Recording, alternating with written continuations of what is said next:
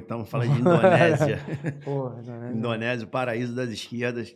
Tu tem uma ligação grande com a Indonésia, Forte. né? E você você é sócio lá de um barco lá, né? Na verdade, Também, ou não? na Indonésia eu trabalho muito com barco, mas eu não sou sócio, né? Mas eu faço muita trip. Onde eu tenho um barco que eu opero mais é nas Maldivas mesmo, hoje em dia. Mas eu vou muito pra Indonésia também. Tu tem uma história tua que você ficou na casa de uma galera de uns balineses, numa ilha. Lá em Aça. Assim, tem uma história com o Com as garoto, crianças. com as crianças, tudo. Caraca, essa Dá história é pra tu relatar bizarra. essa história? Pô, sensacional. Essa história, cara, foi muito louco. E você domina a língua, né? Eu falo, assim, eu falo. Eu consigo, assim, por exemplo, eu consigo conversar com qualquer indonesiano, assim, na língua deles. Vale lembrar, assim, que a Indonésia, ela tem milhares de dialetos. Várias ilhas têm um dialeto local, mas eles têm o Bahasa Indonésio, que é uma língua universal. Essa língua é a língua que eu consigo falar e que eu me comunico lá, que eu, enfim, há alguns anos eu comecei a estudar lá mesmo, eu mesmo. E hoje em dia, sempre que eu vou, eu consigo falar com eles. Assim, eu não consigo assistir filme indonesiano, eu não consigo. Falar pelo telefone eu até consigo, se falar devagar, mas eu consigo, enfim. E aí, cara, eu tinha 17 anos, minha primeira ida para a Indonésia, nessa época eu ainda não falava. Eu estava 3 meses lá em Bali e a Maia Gabeira me chamou para conhecer uma ilha que era incrível, que ela já conhecia, que chama Asu, que é no norte da Sumatra, distante de Bali, são 3 voos de Bali. E aí, cara, eu tava sem grana nessa época, eu já tava 3 meses lá, tinha torrado toda a grana que eu tinha. Eu até liguei pro meu pai, eu tinha 17 anos, né? Falei, caraca, pai, a Maia falou que eu preciso conhecer um lugar aqui, só tenho mais pouco tempo e tal. Aí meu pai falou, cara, eu só tenho isso aí de grana, vê se dá pra tu ir. Eu falei, Maia, eu só tenho isso. Ela falou, cara, dá pra tu ir. Só que tu vai ter que ficar numa casinha, sei lá, cara, de local lá, que tu vai pagar $3 pra dormir. E vai ficar nessa casinha lá. E aí tinha uma casinha de uma local que até tinha um gerador e uma energia elétrica. Quando eu cheguei na ilha, tinha um cara hospedado nessa casinha dessa local. E aí não tinha essa casinha de $3. Aí eu falei, e agora, Maia? Ela falou, cara, vou ter que ir, não tem lugar pra tu ficar. E aí essa local falou, cara, eu vou pedir pro meu vizinho ali pra ele ficar lá. Ele não precisa pagar nada não, eu peço pros caras lá. Ele dá o que ele quiser pros caras. Ele falou assim, eu tinha 17 anos, hein, Brian? Aí eu, caraca, beleza. Aí eu acabei caindo nessa casa, que era assim, era uma estrutura de madeira, de terra, no piso, de terra. Tinha um geradorzinho que ligava uma lâmpada na casa de 6 às 10, mais ou menos, 9h30. Então tinha uma lâmpada na casa, ligava o gerador para gastar pouca gasolina e acendia uma lâmpada de 6 às 10. Era um forno lá de madeira, de lenha, assim.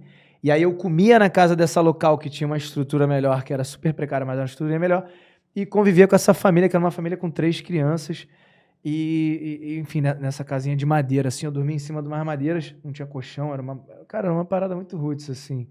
Eu nunca tive muita frescura com essas paradas. O maior problema pra mim era calor.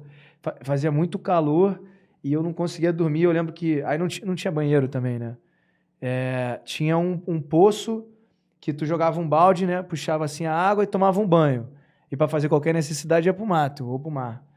E aí eu lembro que antes de dormir eu dava uma baldada dessa água, botava só uma sunga e deitava assim, porque não tinha ventilador, não tinha nada, não corria vento, era mó calor. E aí eu lembro que, sei lá, 15 minutos depois escorria a primeira gota de suor, assim, deitado. E aí era o maior perrengue, era dormir. Só que, cara, eu sempre gostei muito de criança. E mesmo sem falar a língua deles, eu fiquei uns 15 dias nessa ilha, nessa casa. Eu acabei criando uma relação com as crianças da casa, com a família. Era um pai, uma mãe, uma avó e 3 crianças. Uma era bebezinha de colo e um moleque de 5 anos, uma menina de 6. E aí eu todo dia chegava do surf, brincava. Aí ele já subia o coqueiro, já começava a cortar vários cocos pra mim. Tinha muito coco, bebia, tomava banho de coco, assim, era irado. E eu comecei a criar uma relação familiar com a parada, muito doida. Parecia, tipo, sei lá, Mowgli ali, tipo, na parada, eu só surfava e voltava e passava o dia ali. Quando não tinha onda, eu ficava o dia inteiro com as crianças. E aconteceu uma parada muito doida, cara, porque apesar de não chegar quase nada lá, de tempo em tempo chegava um barco com mantimentos pra ilha. E chegava bebida alcoólica. E eu nem sabia muito bem que chegava, mas eu vi que chegava nesse dia. E aí um dia eu acabei de surfar e fiquei no resort que a Maia tava até escurecer. E aí quando escurecesse eu ia pra casa lá. Aí saí do surf e fiquei batendo papo. E aí eu voltei à noite pela trilhazinha que tinha. E aí quando eu cheguei nessa casa, eu comecei a escutar uma gritaria. Já tava quase, a outra casinha já tava tudo apagado. E quando eu escutei uma gritaria, achei estranho, cara, o que tava rolando. E aí quando eu cheguei na porta, eu vi que tava tendo briga séria entre o casal, a mulher e o cara. E eu fiquei com medo. O cara vivia com um facão na cintura de cortar coco e tal. Eu vi que o bicho tava pegando. Eu tava ali há 10 dias, eu não conhecia muito bem, não sabia o que podia acontecer. E aí eu fiquei sem saber o que fazer, cara. Eu falei, cara, pô, sei lá, eu não vou entrar aí nessa casa. Aí eu fui e agachei na porta da casa da vizinha que tava apagada e fiquei ali. E eu falei, cara, vou passar a noite aqui ao Léo e tal, mas eu não amarelei de entrar ali. Eu vi uma gritaria e tal, barulho de briga mesmo, agressão física e tal, um negócio meio estranho. E aí, cara, uma hora eu vi a mulher, a esposa, saindo chorando da casa com a criança de colo e duas crianças, e as duas, o moleque de 5, a menina de 6, na mão assim, e o cara vindo atrás dela, meio que gritando pra brigar com ela. E eu instintivamente corri pra ela e pras crianças, assim. Tipo, instintivamente corri.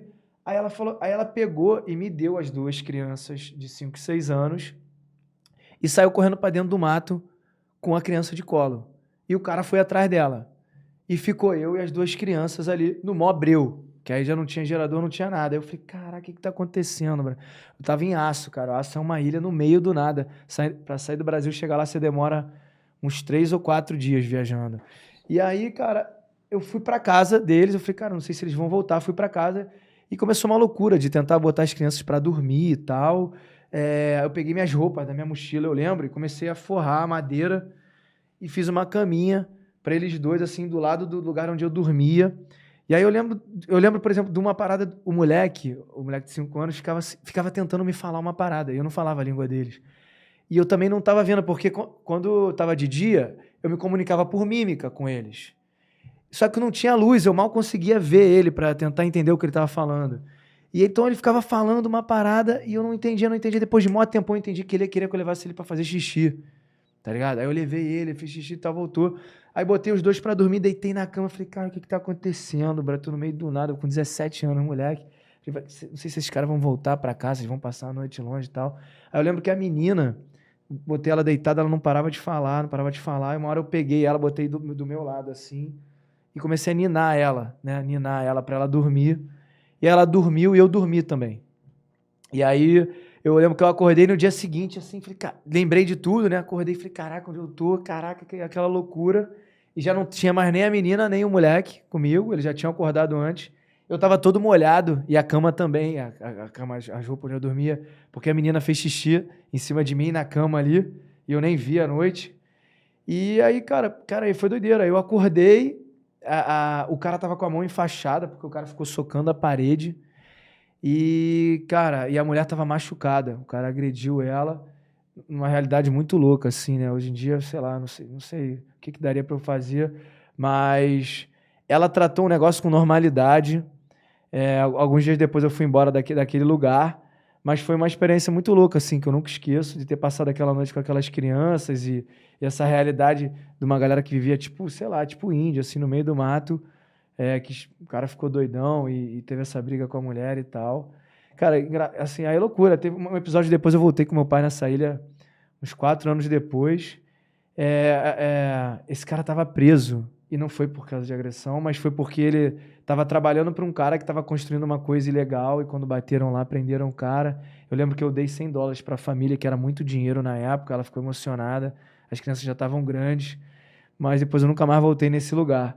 Mas foi uma experiência louca, assim, que eu nunca esqueço na minha vida. Eu tinha 17 anos. Caraca, que loucura.